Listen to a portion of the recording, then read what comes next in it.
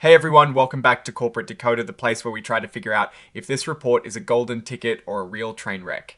Today we're diving into a filing from First Eagle Private Credit Fund, and let me tell you, they've got some interesting moves to report. We are going to unpack some sales, some distributions, and what their net worth really looks like. Before we get into the nitty-gritty, if you like getting clear explanations of complex financial documents, smash that subscribe button. We also have a fantastic community over on Discord, and you can find the link in the description below, so let's get decoding. Alright, so what is the big news? Well, this report is a Form 8K, which is basically a way for companies to announce major events that shareholders need to know about.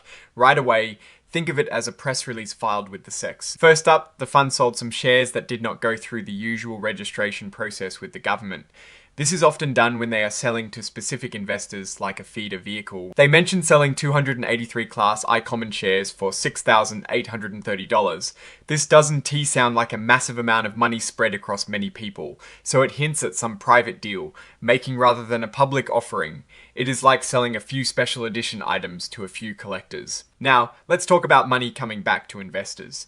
This section is all about what they call distributions, which is essentially profit sharing with shareholders. The fund declared distributions for September, and they've broken it down by share class. For Class I shares, they're giving out $0.21 per S-share, and importantly, there is no shareholder servicing or distribution fee associated with this class. That means the full amount goes right to the investors, nice and clean. Then we have Class D shares. These also get a $0.21 gross distribution, but there is a small fee of $0.005 per S-share. So the net amount investors actually pocket is $0.205. It's a small difference, but it shows how different share classes can have different terms, especially when it comes to fees. This tells us they not all treated the same. These payouts are set to happen on the 30th of October to shareholders who own the stock on the 30th of September.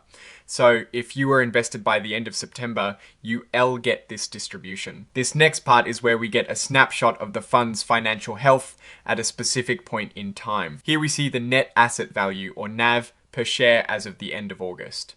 NAV is a crucial number for investment funds. It is the total value of all the assets the fund holds, minus its liabilities divided by the number of shares outstanding.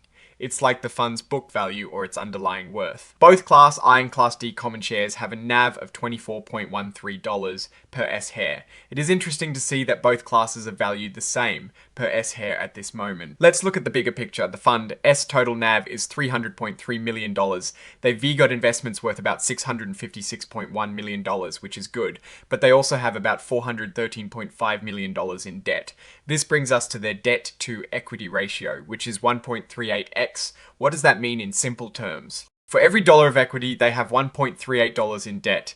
This suggests they use a fair bit of borrowed money to amplify returns, which can also amplify losses. It is a bit like using a lever, it can lift more, but it also means to raise more risk if things go south. A ratio above 1 typically means more debt than equity, and 1.38 is a moderate level of leverage. Now, for the shares. Class I shares had 12,442,993 shares outstanding, and Class D shares had a much smaller number, just 4,205 shares.